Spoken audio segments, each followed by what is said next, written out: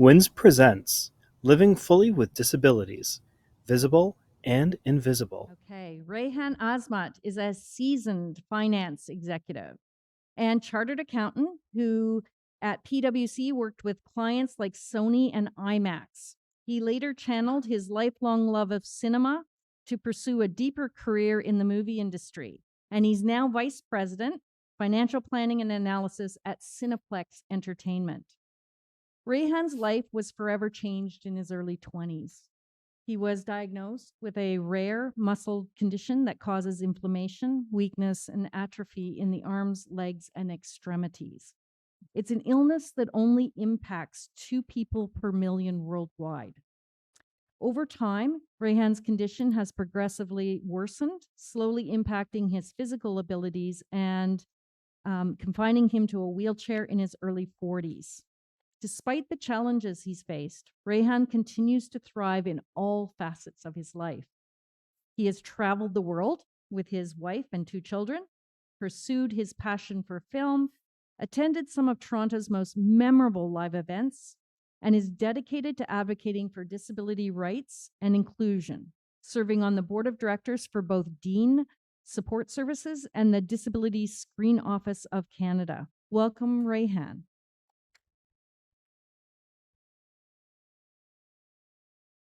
Thank you. Thank you very much. We all have a story. And in that story, there's struggle. It could be physical, mental. People struggle with addiction, social anxiety, loss of a loved one, general health, but we've all got struggle in our story. Now, imagine for a moment that every time you left your home, people could see your struggle.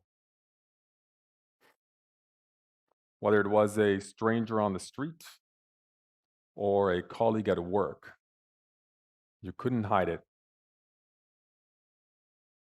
What assumptions would they make? What judgments might they have? And most importantly, how exposed would you feel? Those are the questions that I found myself asking as I lay there on the operating table at the age of 23 as doctors performed a muscle biopsy on my leg. You see, up until that point, I had a pretty typical childhood in Winnipeg. I was playing basketball and football and baseball and hanging out with my friends. But in the last 2 years of university, there was this limp that started to develop when I would walk for prolonged distances. And the doctors couldn't seem to figure out why. But there's one thing that I knew.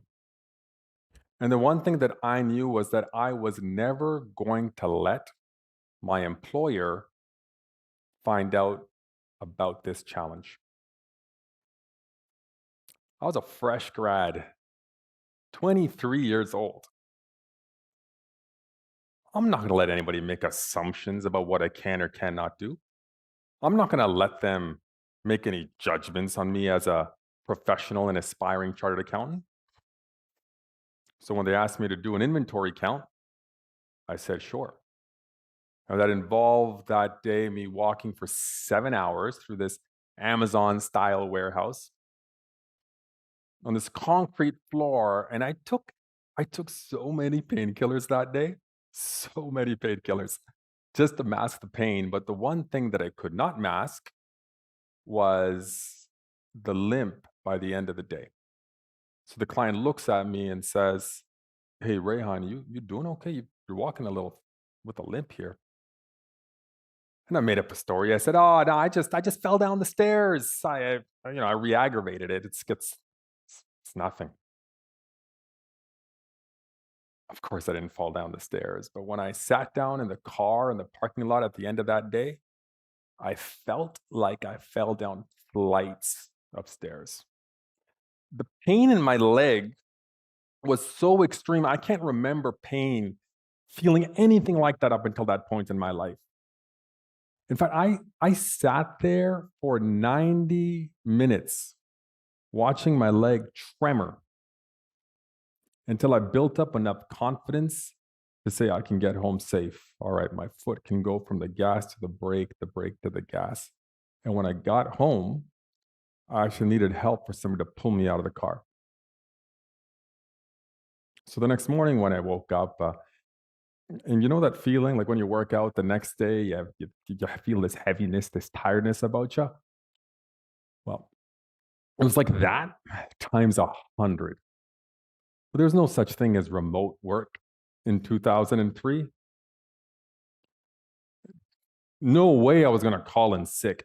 I'm going to let my employer, let PwC, one of the top global accounting firms in the world, say this 23-year-old guy can't come into work because he did an inventory count. So I sucked it up and I went in. But there's something a little different that I did that day is I wanted to make sure I minimized my walking so that nobody could actually notice that limp. So when the colleagues went for lunch, I said, no, I'm just going to sit at my desk and I'll just eat lunch at my desk. Um, you know, when I needed something printed off the piece of paper, I'd wait till I'd see somebody coming down the hallway, be like, hey, Chad, you want to pick up that page of printer off me? Chad was a nice guy and he'd get that page. I actually controlled my liquid intake that day just to avoid going to the washroom too much. And I waited till the coast was clear until I finally did. So I limped my way to the washroom. And as I opened the door, who do I see? Washing their hands is Andrew Stebard, one of the leading managers at PwC.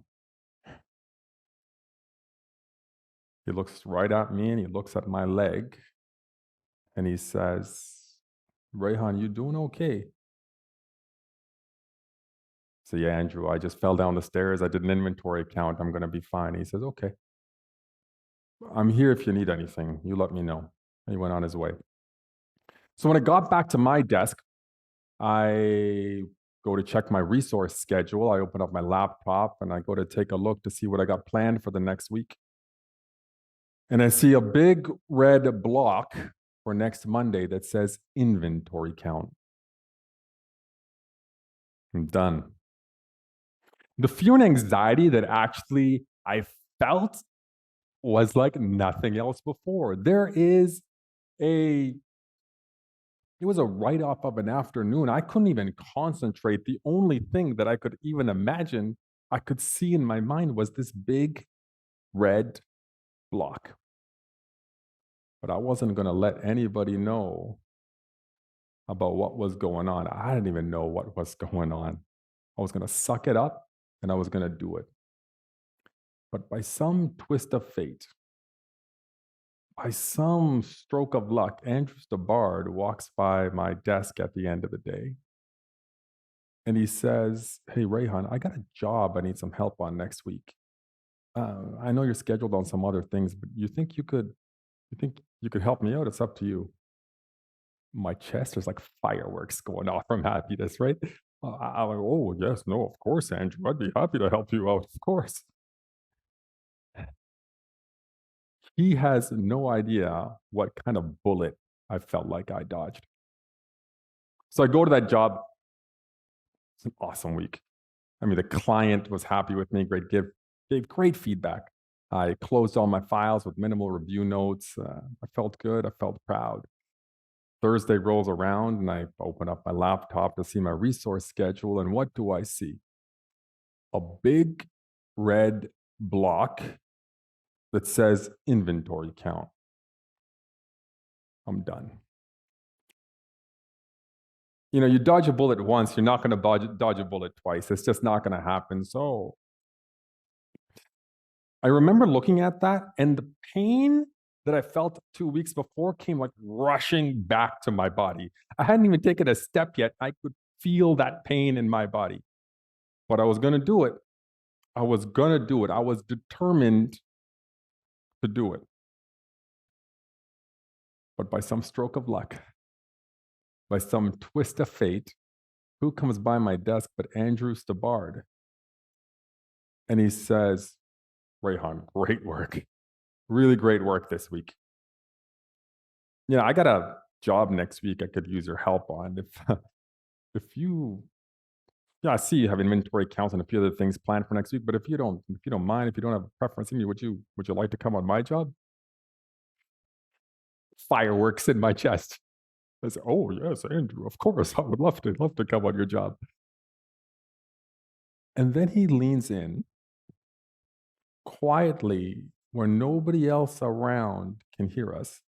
And he says, Rayhan, if I notice an inventory count on your schedule, would you prefer just to work on my jobs if I pulled you on? And that's when I realized he knew what he was doing. He saw me limping that week and probably for weeks before that. But he didn't impose what he thought was best for me. He asked. He didn't make an assumption about what I can do or what I can't do. He didn't make a judgment on my behalf. He asked. And most importantly, he saw beyond my struggle. He saw me for my value and potential first and provided me with an opportunity to thrive. Andrew Stabard became the first person that I spoke to about whatever was going on in the entire office. He quickly became my mentor and actually remains my mentor to this day. And I'll never forget a conversation that I had with him when actually I was being promoted to manager. And he said, Rayhan, I actually didn't do too much for you. You did all the hard work. You provided all the value. You delivered all the results. All you needed from me was to know that if you needed me, I'd be there. And I smiled and I looked straight at Andrew and I said, but Andrew, don't you understand? For me, that's everything.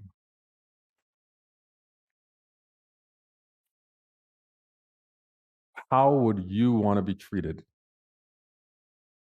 if you were living someone else's story? So those muscle biopsy results come in, inconclusive. 6 months more of testing and testing and testing until I finally find myself in the doctor's office and he says, son, I got to tell you something. And I'm like, don't call me son. No good news is going to come when the doctor calls you son. Son, I got to tell you something. Yeah, I'll give you the good news first. Listen, you're always going to see, you're always going to talk, you're always going to have your mind, you're going to be able to have children, your organs are unaffected, but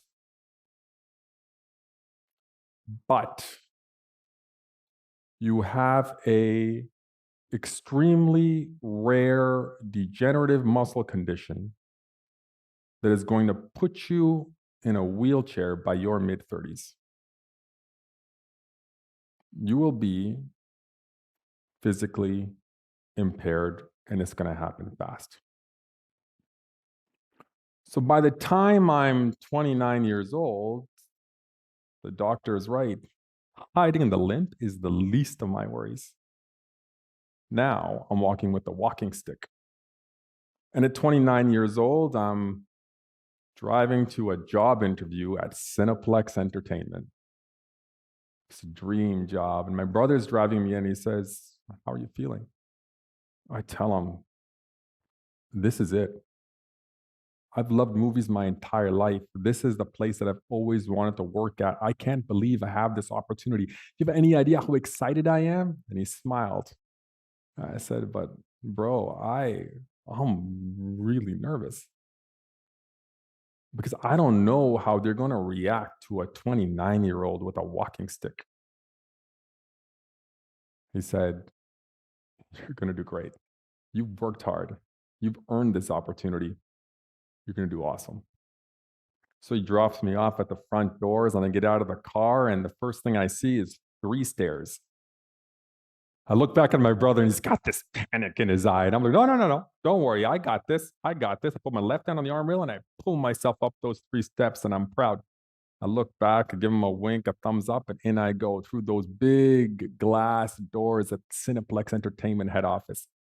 And I walk in, chest out, ready to impress. And what do I see but 30 stairs? 30 stairs between me and reception. I look to my left and there's no elevator. I look to my right and there's no elevator. There's just 30 stairs between me and the opportunity to have my dream job. So what do? I call my brother and I say, you got to get in here quick. He knows what that means. I get my left hand on the armrail. I look at my watch. I've got 11 minutes. And he pushes from behind as I'm pulling myself up. Right foot up, thud. Left foot up, thud. Right, left, right, left. 9 minutes pass, but I'm at the top of those stairs. I'm at the top of those stairs and I feel like I've climbed a mountain. Yeah, I'm sweating through my shirt and sweating through my suit. Yeah, I mean, I'm completely out of breath, but I'm there. He pats me on the back. He says good luck and he walks out. So I take a step towards reception. And the receptionist turns her head and looks at my walking stick and goes, "Aw, sweetie." But don't say, "Aw, sweetie," looking at me like that because you know you're not going to want to hear what comes next. She goes, "Aw, sweetie, there's an accessible entrance at the side of the building." Good to know, Yolanda. Good to know for next time. And I go to the waiting room. And in the waiting room, there's movie theater seats. How appropriate for Cineplex Entertainment. So I go and take a seat. 2 minutes left, and I'm ready to impress. I'm just trying to get myself down to the proper heart rate. And Susan Campbell walks out, the VP Finance. All right, Rayhan, now's your time. Stand up, shake her hand, and impress. And as I go to stand up out of my chair, nothing. No movement. Evidently, the climb up the stairs has taken so much energy out of my leg, I can't even get up out of the chair. All right, that's okay. I want this. I want this. I got this. And I go to lean up and I push so hard, my walking stick falls on the ground, making a loud clanking noise that reverberates through the entire hall. But I got this. And I push, nothing. And now my mind is going a million miles a minute because what is she going to think of me? What assumption is she going to make about me as a professional? What judgment is she going to make about somebody who can't even stand up to shake her hand? This is my first impression. Come on, Rayhan, you got to do this. You want this. And I lean forward for that one and final push, and what do I see? Susan Campbell kneels down, picks up that stick, puts out her arm and says, "If you need my arm, it's there. If you need my arm, it's there."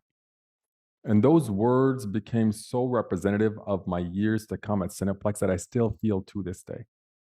Sure, they put in push buttons to open up the doors and grab bars in the washrooms, but they went to the extent of building a dedicated elevator that gave me direct access into my office.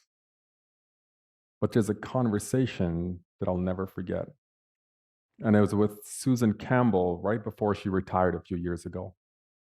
And she said, and it was remarkably similar to that conversation I had with Andrew Stabard all those years before. She said, "Rayhan, I didn't have to do much. You put in the hard work. You added value. All you ever needed from me was to know that if you needed me, I'd be there." And with a big smile on my face, I said, "Susan, me, that's everything." On day one, Susan Campbell could have made an assumption about what I can and cannot do. On day one, Susan Campbell could have made a judgment to go hire anybody else. Andrew Stabard did not need to stop and pay me any attention, but they did. So what can we do? Think about your teams organizations, and the system. And ask yourself, are we truly building and influencing an environment that tells people that they are more than their struggle? Are we valuing the potential in these people? And are we creating the opportunities for them to thrive?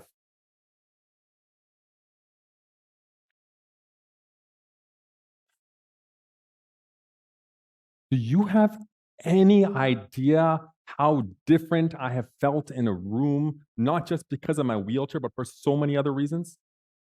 I could have given up. Do you have any idea how exposed I have felt when I've left my home and I've been seeing strangers on the street and colleagues at work? I could have given up. Why not? But there's one thing that got me through it every single time, is that I knew I was surrounded by people who saw beyond the struggle. All of us have struggle in our story. All of us at some point in our life have a big red block. But when you're put in that situation, don't overcomplicate it. Ask yourself this one simple thing. How would you want to be treated if you were living someone else's story? Thank you.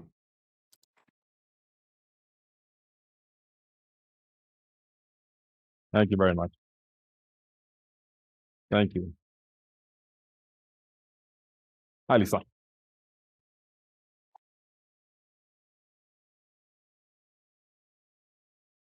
Great, Lisa. Thank you. I've already been tweeting about the excellent presentation that we had here. Thank you, Rayhan. That was amazing. At this point in the evening, on behalf of WINS, I'd like to take a moment to thank the panelists, our keynote speaker, and everyone who's listening today for joining us this evening, both online and in person. I think Dean said it better than I could with his comments about, remembering the thank you as a takeaway. WINS would also like to take a moment to acknowledge Pride Month and their partner organization, Pride at Work. Through dialogue, education, and leadership, Pride at Work Canada empowers Canadian employers to build workplaces that celebrate all employees, regardless of gender expression, gender identity, and sexual orientation. I encourage everyone to visit their website at prideatwork.ca to learn more about how to create safer, more inclusive workplaces that recognize the skills of 2S LGBTQIA plus people. Additionally, WINS would like to thank its fantastic sponsors for supporting tonight's programming, as well as the ongoing goals that WINS sets out to achieve. The generosity and support of the sponsors helped make tonight happen. I'd like to extend the sincerest appreciation to the following WIN partners. Canada Life, who provides insurance, wealth management, and healthcare benefit products and services across Canada and beyond.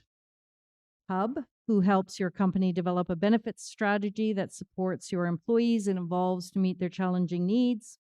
Wykert Workforce Mobility, who makes work happen by helping companies unleash their mobile talent anywhere in the world. Fix by Rockwell Automation, who provide everything you need to manage thousands of work orders, assets, and parts in a few clicks. Kinaxis, who delivers unparalleled supply chain agility and resiliency to supply chains across the globe. And finally, TMX, who operates global markets and builds digital communities and analytics solutions that facilitate the funding, growth, and success of businesses, traders, and investors. Speakers and discussions and participants such as yourself on topics such as tonight's are vital to ensuring positive change continues to occur. So again, thank you for your participation.